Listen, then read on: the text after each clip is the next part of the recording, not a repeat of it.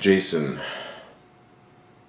Okay, Kane Hodder, I guess, but still, I really do want to talk about this before I get into the movie. I promise I will talk about the movie, but to me this is almost more important.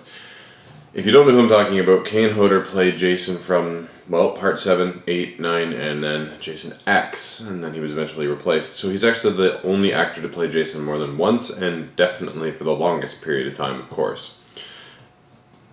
Now, I'm very torn about his portrayal of Jason. On one hand, I think it's phenomenal. His physicality, his awareness of certain stunts and what to do, it's just phenomenal. And just his physique and his size looks really imposing. It's definitely very terrifying. However, I'm more of a fan of part 6, where CJ Graham was definitely a lot more of a slimmer build, still 6'3", but more of a slender type person compared to Kane Hodder. Yeah, it's back and forth to me, you know what I mean? Like, he looks great in part 7. Absolutely an amazing look. Not my favorite look. I'm more of a fan of the simpler part 3, part 6, even part 4. I love those styles, but man, the makeup is phenomenal. And like I said, his physicality, it's not surpassed by anybody in those films. Particularly in part 7. Okay. Now that we've got that out of the way, let's talk a little bit about the movie itself. For those who don't know, part 7 is yet another, shall we say it, teens end up at a cabin and they get killed. What makes this one a little bit more unique and interesting is the fact that it actually has a character who has psychokinesis in the movie, which basically allows her to control objects and see some of the future as well. Again, just like Kane Hodder, I don't know how to feel about that. I think it is phenomenal that the writers just decided, screw it, we're going to go crazy with this and have some fun. It almost feels similar to what they did with Godzilla, where it's like, screw it, space, alien, people, things. They just went balls to the walls, had fun with it. And you know what? I'm actually kind of glad they went that route. At the same time, I kind of wish they stuck with it a little bit more, because we just get basically another rehash of the same type of characters that we've seen in a lot of these movies with the other group of cast. And I know they're supposed to be there to add to the body count and to the tension, but really we just don't give a shit about them. They're almost similar to the part 4 cast, but there's too many of them for me to really give too much about. I do enjoy Tina, though. Tina is the one I was just talking about who has that power to control things. And it's just a really neat dynamic of her having this really horrible backstory of killing her father and then dealing with this really crazy doctor. There's almost another movie in there. One that didn't even have to have Jason in it. Hell, it reminds me a little bit of Exorcist 2, I think it is. So there's some really interesting stuff going on there. And I think the best part, and I think we can all agree on this, is her final battle with Jason.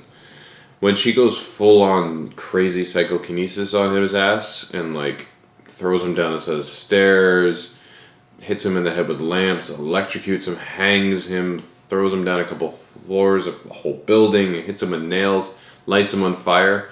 By the way, when he gets lit on fire, that is really Kane Hodder in that costume being lit on fire, and he to this day has the longest controlled burn, 40 seconds of being on fire, more than any other stuntman in any other movie. Just a little tidbit for you. So I'm kind of glad that they went full on crazy with this role and just decided to have some fun with it and just make this really great, awesome battle.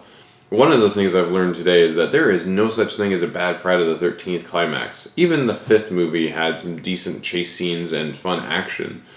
Really, they'd love to step it up in that 3rd act. And this one might very well be the best 3rd act there is. As much as I love part 6, man, that's battle. Again, the physicality of Jason, and then just sort of that punishment that gets thrown at him by Tina. Friggin' amazing. One of the other things I just kind of noticed and was thinking about as I'm watching this movie is that at the very beginning of the movie we see Tina as a young girl, maybe about 10 years before the actual movie itself takes place. And we see Jason in the water. He looks relatively about the same as he did in part 6. So reason to believe is that this movie takes place 10 years after the events of Part 6. Which is kind of funny, given that everybody still looks like they're in the 80s. And if you really think back to it, there actually are a lot of chances for the universe to have been expanded as well. Take, for example, between Part 4 and Part 5, Tommy grows up. Jason's dead for quite a period of time in there as well, but yet we're still in the 80s. Don't forget, all of these movies were made within a span of 7 years. So, for them to take place over almost 25 years, I think I'm figuring out, it's hilarious to see that the 80s never die in these franchises. Yeah. Okay, I'm doing my little 80s dance. I might be a little tired, so I'm listening to the 80s music in my head. Just something I noticed. I don't know why they bothered to just have all of these expansive time frames, and hell, maybe nobody else is paying attention but me, and what better am I going to do but pay attention to this kind of stuff? Anyways, I'm going off on a bit of a rant. Actually, I had another note. We have another protagonist in this movie.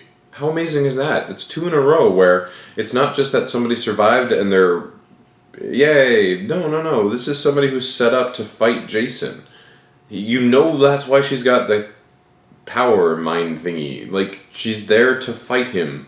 As much as she has her own character arc, it's the same thing. Tommy is resurrecting, or killing Jason and accidentally resurrecting him to fight him. It's the setup of the movie.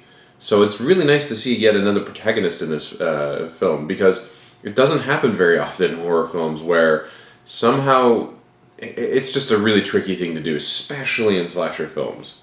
So kudos to them on that one. I'm kind of glad that they brought some of that from Part 6 over. Then again, it looks like they did drop a lot of Part 6. The sex is back, a lot of the drugs is back, nudity is back. And like I said, the sort of bland cast of characters that just make up this other group of people to be slaughtered, essentially. So, you take some and you lose some, I guess, Really? At the end of the day, I guess we could be on a lot worse shape, which is where we're about to go. Part 8, Part 9, and Part X. I just chugged down my second Red Bull, so I'm starting to feel a little bit of the old wonderful tiredness here. Oh, actually, there's one other thing I did want to talk about real quick while I'm looking at my notes here as well. Something that I've noticed that started in Part 6 that I didn't talk about then, but is basically going to be continuing throughout the rest of the series, is just how early and how often they showed Jason. Now, if you watch a lot of the earlier films, he's only shown like his leg, his hand, and when he kills you, it's just a blade coming down on you. They really keep him pretty low-key up until the third act, which is pretty cool because that's actually similar to some like monster movies out there and just that feel of mystery. But since Part 6, they've kind of just thrown him at the screen, realizing people come to these movies to see Jason killing these teenagers. We might as well give it to them right off the bat. I don't know how I feel about that. Part 6 kind of had to do that with them resurrecting him. It was about the resurrection of Jason, so it had to be like that. And in some ways, Part 7 is the same way. And again, really when you've got Kane Hodder looking that fucking cool, you're gonna want to show him off. So, yeah, I'm okay with it. It's at the point now where if you didn't, it would be more of an annoyance than anything. Go, come on, you're a Friday the 13th movie. Show me more Friday the 13th stuff, namely Jason. Anyway, I think that's all I've really got to say. Oh, one last thing. How am I doing? Well, just so you guys are aware, it is about 2 o'clock here, and normally you would think, oh, okay, I've only been up for 14 hours, that's not so bad. In actual fact, I was up at 8 o'clock on Thursday and had to work all day long and then come and start doing this footage. So I've actually been up for, let's see if I can do the math in my head. I have been up for 30 hours now. So somehow I'm still doing good. We got about another 10 hours to go. So we're going to hit the 40-hour mark before this is all said and done. The good news is it looks like I'm on track to maybe even get the remake. And maybe even Freddy vs. Jason in this thing, too. You never know. Hope you guys are enjoying what I'm doing. See you in an hour or so.